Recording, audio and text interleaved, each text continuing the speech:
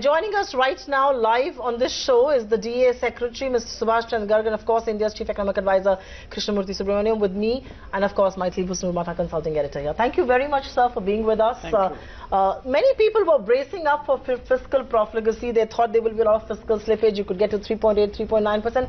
Some have breathed a sigh of relief that at least the slippage is not as big. I think it's my job to be a skeptic and cynical and say you've still not got to 3.3%. You will end the year at 3.4, and even next year we are not going to get to 3.1. We will in fact get to 3.4. In some sense, the glide path that was set continues to be very elusive. See, the glide path starts with 4.4% in 13-14 and goes down to 3% in 2020-21. That's our glide path. This is not cast in stone that in particular year it will be 3.3% or something. Incidentally, for the current year, the final calculation, if you look at it, the fiscal deficit is only 3.3%.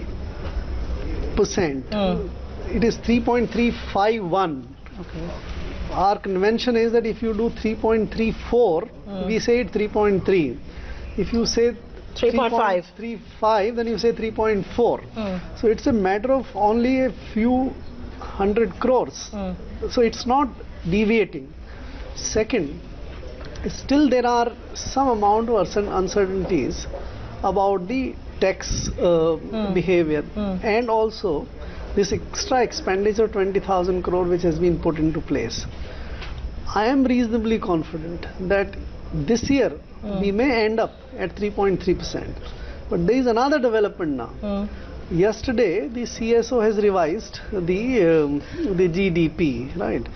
If you take that revised GDP number, we are in the current year right now at about 3.2%. You are opening up yourself to a Pandora's box by talking about the latest CSO data on growth. And let's discuss that on a later date, because I think in a demonetization year to grow at 8.2%, and it's anecdotally it doesn't gel. But you know, just a quick question, and I'll hand it over to Maithili to take the discussion forward as well.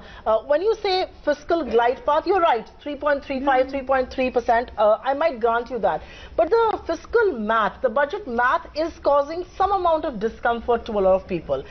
Your projections for next year, for instance, you're looking at disinvestment targets of 90,000 crore rupees. You're looking at RBI dividend and PSU bank dividend at 82,900 crore rupees. I mean, a lot of this is perhaps way too optimistic than the markets would warrant you to be, because this is also going to be an uncertain election year. See, the fiscal marksmanship, we have this non-tax number, this year 245. Was the B. We are doing exactly 245 this year. We are making 100%. Last year we were short by about 1 lakh crore. So the non-tax numbers are very much realistic this year. For the next year you said 82,000 crore RBI. That's not the correct number, right? So the non-tax numbers, there is not much and there is hardly any... So when you say it's not the correct number, as in what is the number? The next year I think we have about 68,000 crores for the next year. So, and with the income going up this year, thanks to the rising interest rates and all, it's our legitimate expectation that this might come. But it depends finally on what the actual profits of the RBI comes and all, and what the board decides. So I can just stick to the fiscal math and the fiscal deficit number. Yes, you've done 3.3, and next year also you're estimating 3.4, mainly because of your farm support package. Right. But if you look at the gross borrowing, it's 2 lakh crores more, which is a substantial amount. And as it is, we've seen bond yields rise between last fiscal and this fiscal by close to 90 basis points, which is why you see your interest payments have really shot up. So this kind of huge borrowing, is it not likely to corporate borrowing? Let me explain to you next year. Next year we have a very large spike in the repayments. True. Right, something of the order of about 2,40,000 crores. So you have to borrow for that. That's not what the market gets affected by. The net borrowing next year is almost equal to this year's borrowing. A little bit more. Only a little bit. Yes. So that's about a couple of thousands more. Couple of thousand. crores more. I think it's 440 this year and 444 or something. There is no change. So don't have to be worried about the large number which is appearing there. It's basically for two reasons. One, large repayment program, and secondly, we have still provided for a buyback of 50,000 crores for next year. And therefore, for the budgetary purposes, for financing the budget, there is practically no increase. But sir, this is really the problem with government borrowing. Given the scale at which it is growing, the repayments are constantly taking up more and more of your gross borrowing target. As a result of which, if you see the debt to GDP ratio, in 2 years it has shot up from 46 to over 48%, at a time when even as per the NKC committee, it should be actually coming down. So clearly the fact that we are not able to stick to our... Again, I think we have to compare the numbers which are comparable. This 48.5% number is from what comes from the budget. Right. And in the budget, the investment of the states, the NSS have investment into the state security, is also counted as the Government of India liability, which is not the case. True. So when we do we publish the debt number every year. We recently last month released it. Our actual debt to GDP ratio is 46.5%, which is what is stated in the budget speech today. This takes our external liabilities also at market value, at the current value, not the historical value. So the actual is 46.5, which is about 1% less than, or 1.5% less than it was in 2014-15. And this also accounts for what you have given for the bank recapitalization and all. So actually there is no increase in the debt to GDP liabilities ratio, and we are on track. We will do it, and there is a very clear statement to that effect in the budget today, that 24-25, what we target as 40% is what we will achieve. We will have a glide path for that now. Should we just take a question to the CEA on the Agri Package that was being spoken about? And I don't think there's ever been a budget item which has been debated so much before the budget than during the budget. And I think the PM Kisan Package, all eyes were on it. I think you've been prudent in terms of making it,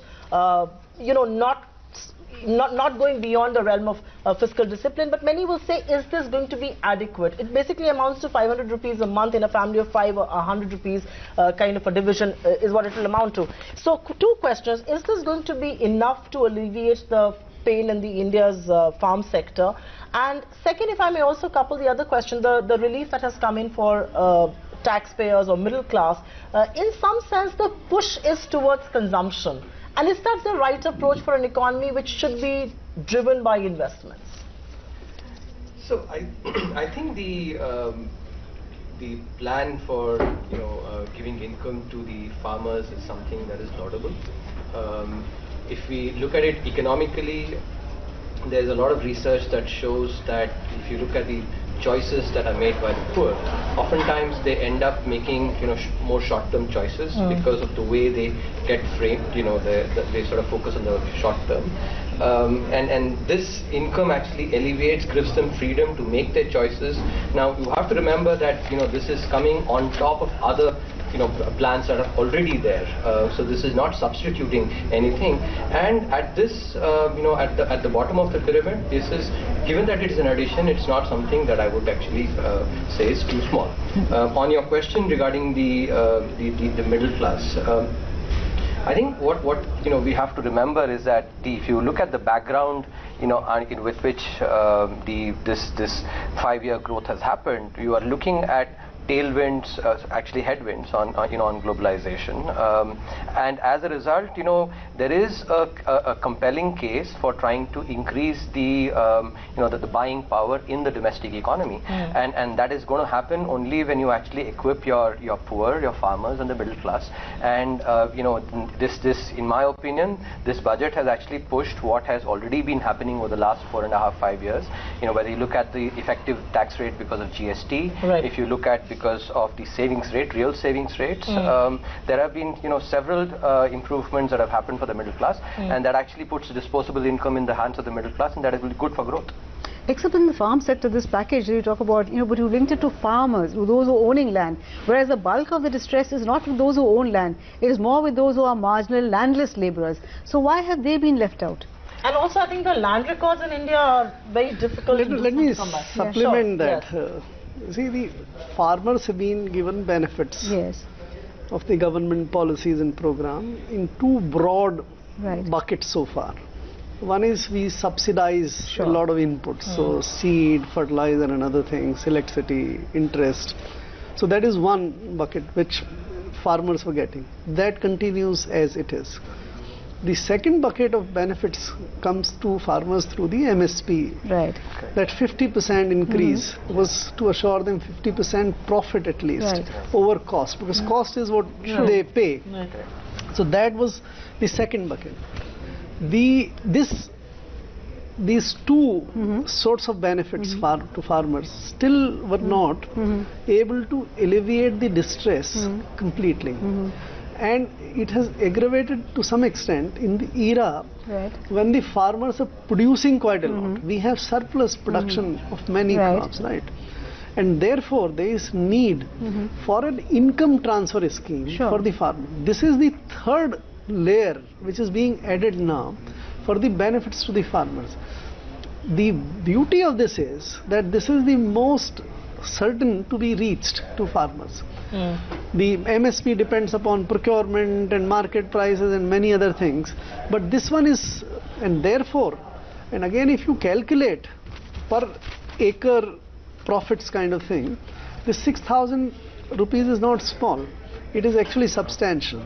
So I think this crowns the series of and slew of benefits which the government tries to reach. Except all the benefits, what you mentioned, the MSP, the interest subvention, the farm fertilizer subsidy, all go to the better off. And the new scheme also goes to the better off. Not to the landless labourer, not to the marginal and tenants. See, you need to own land. I think Mr. Goyal in his press conference also said we'll ask states to send land records. I mean, those who don't own land, there is a vast majority of the people. Let's get this. The bulk of this, and Mr. Goyal also quoted, about 7.5 crore of these families are owning very small piece of land, less than 0.5. These are the guys who are actually laborers also.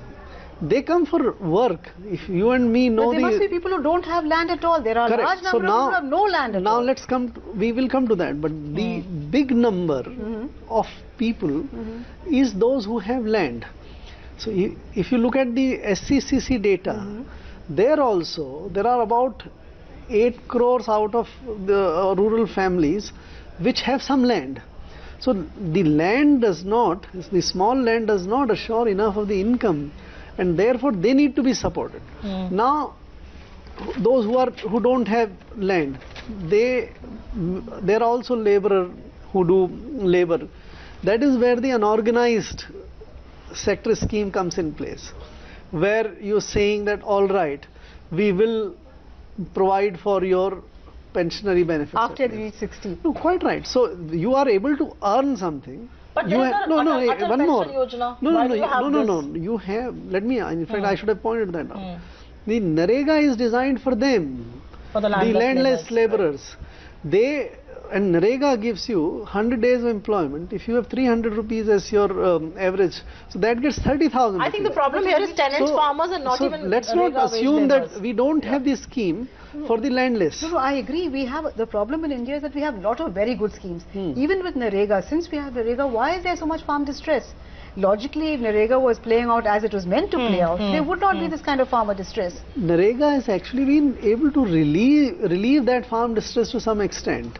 We have overproduction, prices have not been there, the farmers were not getting the real good prices despite best of the efforts. I'm at least glad that certain sections of this government are at least conceding to the fact that Narega is alleviating farm distress. You want to quickly add to that? Just to quickly add to what Secretary is saying, you know, you have a population growth of less than 1% and agriculture growth more than 3%. Obviously, prices will fall, and you know there is, I think, a lot more being done as well on the, because the government recognizes that the you know, there steps need to be taken on the marketing side. There's been, you know, ENAM and other, you know, technology. In fact, there's been now interstate trade as well that happened actually recently. So most of our farmers, frankly, Krishnamurthy, don't have marketable surplus. Correct. correct. So the problem actually... No, that also helps if you have a direct income transfer to them. But provided you give it to them, and where are the records? How are you going to identify? No, that's because land records have been digitized only in Karnataka and Telangana to some extent. Otherwise, the rest of the country, we have no land records. By and large in the country are digitized today, right? There is an implementation part. It's in the process. Right. So implementation will need to be, and if this kind of benefit is to be reached to so many people, I think the administrative ministry can gear itself up and create those systems. I have small experience of this. In Rajasthan in 2008, we tried to do this Bhamasha. We created 40 lakh records in a very short period of time, exactly collecting the data of the small and marginal farmers.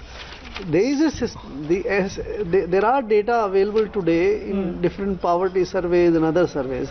You just need to connect them and create the right kind of database. So let us hope that at some stage the line ministries will come to your rescue and will be able to do that. Our experience with them has not been so great. Because government lost despite Bhamasha. Yeah, exactly. But let me just go across and talk to you about one more thing that the opposition has criticized this budget on, and that's a larger political sort of a thing, but I think it's only fair that I ask you as architects of the budget. The direct tax benefits that have been given, I'm not complaining quite literally, even though I think it boils down to pretty much a very minuscule number. But I think the allegation is that for a government that's going to lay down office in 4 months, do they have the authority to do this? Because this is changes to the Income Tax Act, this is changes to the tax regime, so to say. And in that sense, questions have been raised. Is it within the authority of this government to do so? So if you talk of the authority, there is complete authority. The Constitution does not provide any restriction on the government of the day to take up any matter through the Finance Act or amend the rates and all. It is the decision about how urgent you think something is to be done or something can be done after the budget. Right, that's what. So, and I think the call was very clear that this section of people need some support now, and therefore the decision has been made. And if I may add, actually, you know, across political spectra, you know, there has been a practice. If you look at for indirect taxes, not for direct. No, there have been other interventions that have been made. Actually, if you look at the Chidambaram budget, there was actually, you know, a manufacturing sector. You should learn from the good things of the previous government, not the bad things. No, I think it's not a bad thing. It actually something. Because it ties the hands of the next government. Because not just ties, it's also an election move. So Let me tell you another thing which has not been noticed. We have put a amendment in the Stamp Act, also through the finance bill. Right. That will introduce so much of reform in the market. We are introducing a regime which is single rate of duty, levied at single instrument. Today there is a complete confusion about who levies somebody. So that is also being done. But you have to get the states also on board as far as we got them on board. Okay. So, but this is being done through the finance bill. So there is something which is desirable, something which is... I think Maitri has a quick question on disinvestment. Because, you know, you've been very ambitiously, you stuck to your target of 80,000 and we've done barely 35,000 crores. Air India was a classic case of all the problems that are associated with disinvestment. So where are you going to get the money from, number one? And this kind of right hand to left hand, is that really disinvestment? No, number one, Air India was not part of this 80,000 crore. Air India wouldn't have probably delivered much. You see, we are taking 29... we're taking off 29,000 crores of debt into another SPV. So on net basis, this was not good. So this is not 80,000. What more can we expect? One thing I'll just remind you. Today we are at about 35,000 crores. Right? This is higher than what it happened last year at this point of time. We are on track. We'll deliver 80,000. No, but instead of the same left hand to one PSU buying into another PSU, that's not... It's not left to right. If you say that, then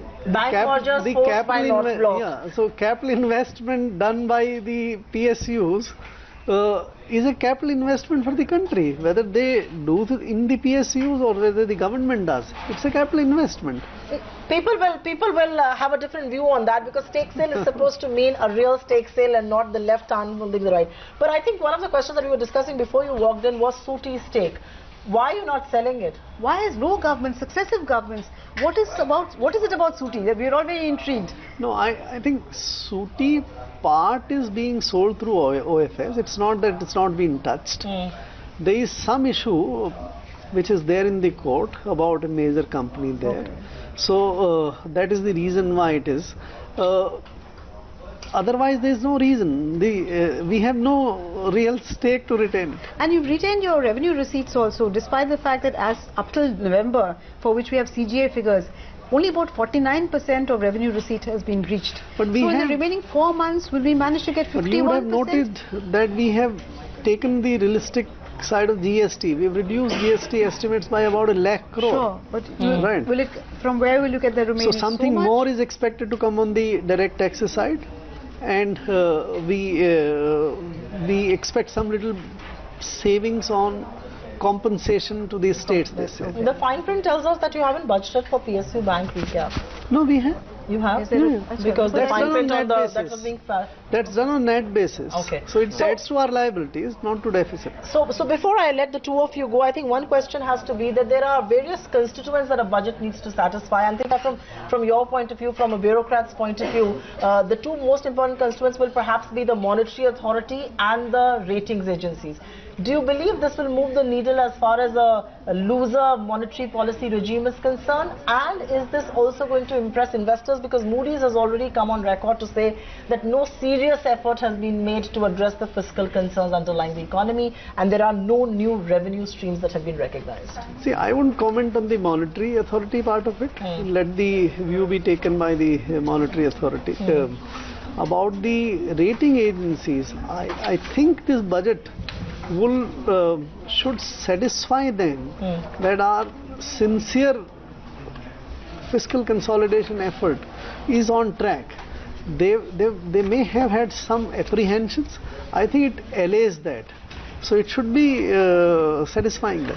We do hope on Monday morning the markets will wear a line of choke. Mighty has one more question. If you look at this year's budget and last year's budget, National Small Savings Fund, there's been a huge financing of the fiscal deficit from NSSF, as against last year where there was zero. 85,000 crores is what you've drawn from NSSF up to November. Now, would that be a way of putting it off budget? I'll tell you, it's not that difficult. NSSF this time, the inflows are much more. Because people are investing in the NSSF. The government has cut rates. Some would say this is no. In fact, we revised the rate upwards. That's much very recently. But there is good flow. There is excellent flow in the NSSF. So NSSF, we have to absorb it. So what we decided, and this was announced much earlier, that we will take 50,000 crores more from the NSSF. So 75,000 crores becomes 1,25,000 crores in the RA.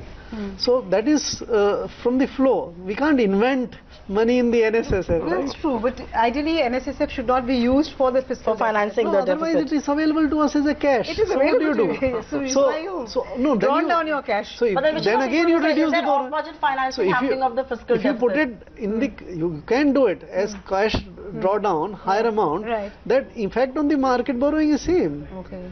Right, it doesn't make. But then why did the bond yields go up so dramatically in the last 1 year? They will probably 3.4 is what might have. Okay. But when they know the real numbers, I think they'll come. Mr. Garg and Mr. Krishnamurthy, thank you very much for joining us. That's of course the DEA Secretary and the CEA in conversation with us right here at TT. Now we'll continue to talk to some of the key architects of the union. And we know the real numbers in July. Thank you very much. Thank you.